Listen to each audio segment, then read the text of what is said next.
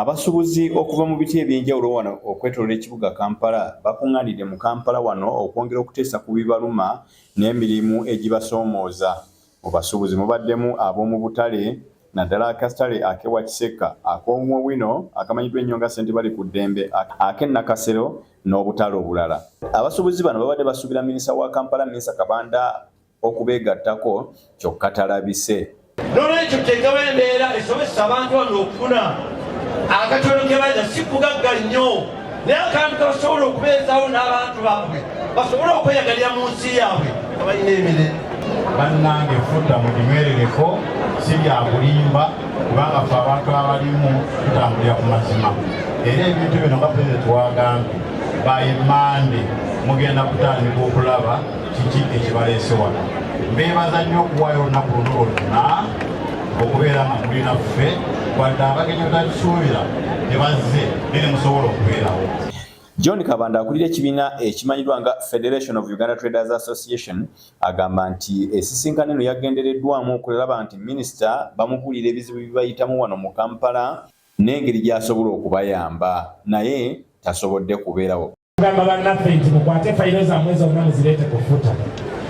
Tulinze lisiti ezaba representative bammwe mu kutembeeta ensonga ze mwogeddeko obutasukka lunaku lwakuna. Kubanga okutandika ne Monday tugenda kutandika okubaweerezaayo ku ebimu ku bibala. Wabula batutuukiridde minisita Kabanda ategeezezza nti ali wamu n'abasuubuzi era amanyi bye bayitamu, enteekateeka zonna azimanyi era obubaka bwabwe abufunye. Twagala ate bwe tuba tuyise nga tumanyi tugenda kudiringana bizibu ki? Bizibu by'abantu.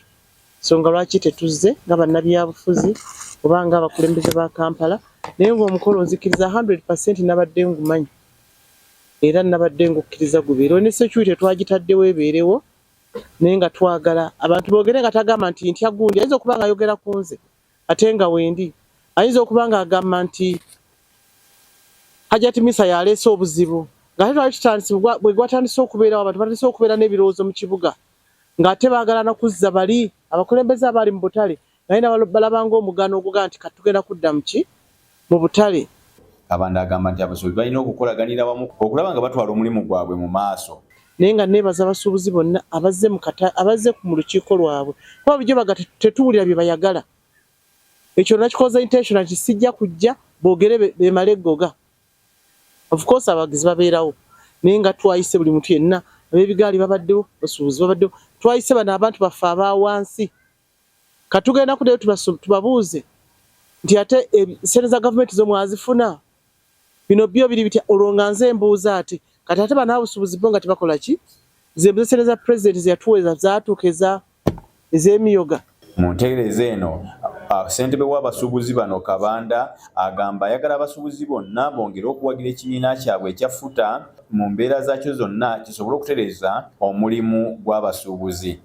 Ogenda ku buli musuubuzi yenna ng'anyigirizibwa bw'atawa.